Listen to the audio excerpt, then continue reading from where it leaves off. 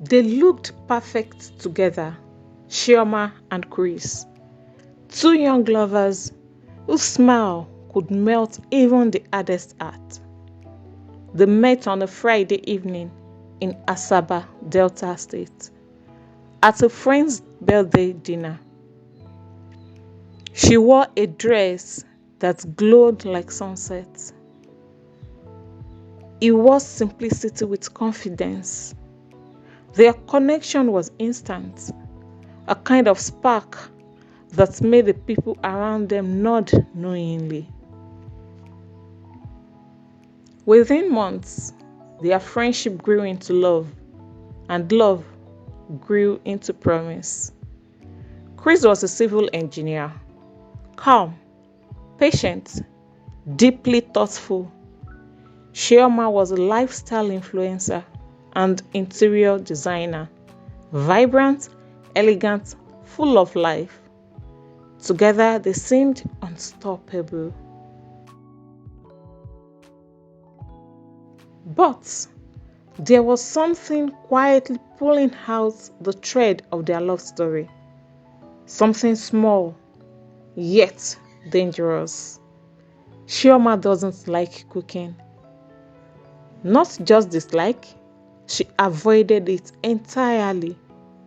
She wasn't lazy, she just didn't see the point in cooking.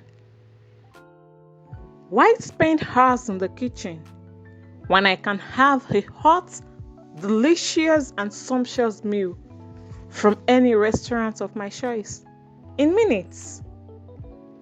For Chioma, food was pleasure, not tradition. Comfort, not culture. Chioma's father is late, so she grew up with her mother. Her mother is a banker, a very, very busy one, so she rarely cooked. Their kitchen was spotless, very spotless, but very cold and unused. Meals came from fancy restaurants and takeouts. To Chioma, that became normal. So, when she met Chris, who grew up with a mother that cooked every now and then, it became an unexpected clash. Chris loved homemade food, but Chioma, she loved perfection, golden spoon, sparkling plates, already made food, scented candles, and waiters in uniforms. And that was how all the restaurants in the city became their second home. The Golden Taste restaurant became their favorite spot. It wasn't just a restaurant, it was an experience. Tucked in the heart of Delta State, Golden Taste was every couple's dream. Chandeliers hung like diamonds, calm ambience, gentle music played from invisible speakers, and the air carried a mix of vanilla, spice, and promise. Chioma loved it there. She would post short clips on her social media handle. The sparkle of the plates, the way the lights touched the wine glasses, the gentle laughter between herself and Chris, the food and drinks they ordered. Chioma posts everything on social media. Baby, this restaurant is our thing, she would say, smiling across the table. Chris would just laugh, brushing her hand gently. Yes, baby, it's our thing, but I still miss homemade soup. Chris, you and this your soup again. You act like it's the only proof of love. Chris will say, not the only proof, just one of the sweetest ones. During hangouts with friends, they would tease Chioma. You better learn how to cook before marriage, oh. Chioma would just wave the advice away and say, I beg, leave matter. As long as the food is clean and tasty, who cares who cooked it? Her mother supported her secretly. My love, don't stress yourself, she would whisper on calls. You are building a business, not a kitchen. Money buys comfort, even the best chef. But Chris' mother had other thoughts. During one of their visits, she smiled gently and said, Chioma, my daughter, I love you as much as I love my son. But remember, a woman's hand in her husband's meal is a blessing, not a burden. Chioma only nodded politely, hiding her discomfort behind a smile. Inside, she thought, why do people make cooking a woman's entire world? Still, she loved Chris, and Chris loved her enough to overlook their differences. So they kept returning to Golden Taste dinner under the warm glow of luxury and illusion. Every meal there seemed to erase their worries. The food came out perfect, the aroma divine. The chicken melted in the mouth. The jollof was rich with spice, and the waiters bowed gracefully before serving. Chris once joked, if only our future kitchen could smell like this place. Chioma laughed and said, then we'll just move in here permanently. And in that laughter, they both forget the small crack forming between them, the one that hid beneath the sparkle of perfection. One evening at Chioma's apartment, as they sat watching TV, Chris gently brought up the matter again. Babe, what if one day we try cooking together? Chioma said, Chris, we've talked about this 1,000 times. I know, babe, but it's not just about the food. It's about what it represents.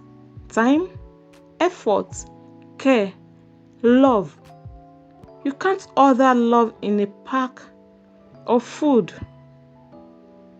Chris' words stung, not because they were harsh, but because they were true. Still, pride wouldn't let her accept it. So what? You think I don't care because I don't cook? Love isn't measured in stew or soup.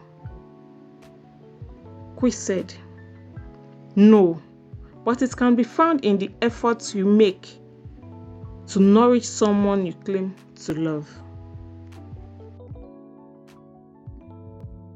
On this fateful day, as they were about to leave Golden Taste restaurant, Chris wanted to use the restroom and asked Chioma to go ahead. Chioma waited for some minutes but didn't see Chris return, so she decided to go back to check up on him.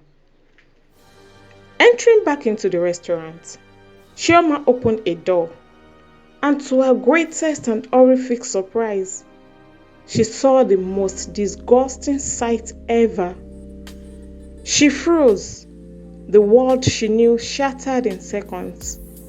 The kitchen was nothing like the paradise outside. It was chaos, dirty, smelly, horrifying, and filthy. The luxurious Golden Gate restaurant revealed its true face, a nightmare-wearing perfume.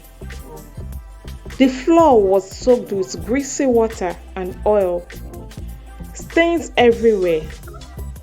The stains were so thick they reflected no light. Dirty rags hanging from corners, and the stench of rotting food mixed with smoke and sweat.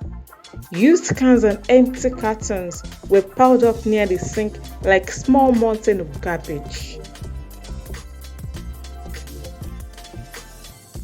The cooks, the same people she adored, were nothing like the image she's seeing now. Their aprons were filthy, their fingernails very dark, their hair unkempt. They looked just like refuse dump. Rats and cockroaches were everywhere. The smell, the noise, the sights were unbearable. As she turned to dash out, she saw the kitchen supervisor. Oh, she looked just like the kitchen.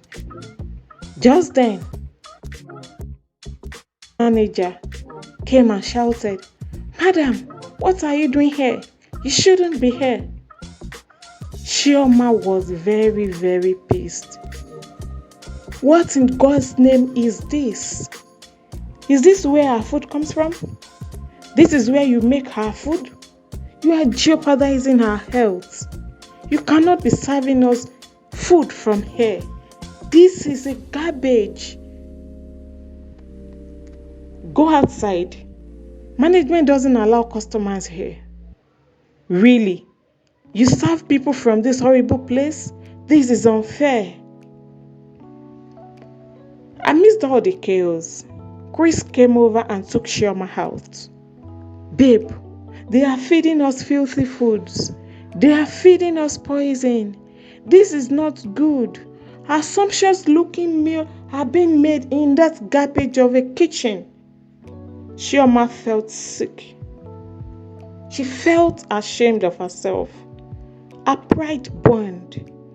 Her eyes filled with tears.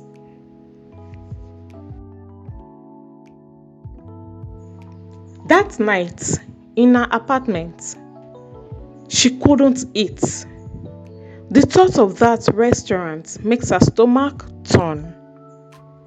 For the first time in years, she walked into her kitchen, that spotless, unused space, and just stood there. She touched the counter, the pots, the stove. It felt foreign, but peaceful, just like heaven compared to the hell she has been feeding herself in. She brought out her phone, went on live on her social media page, and explained all that happened in the restaurant.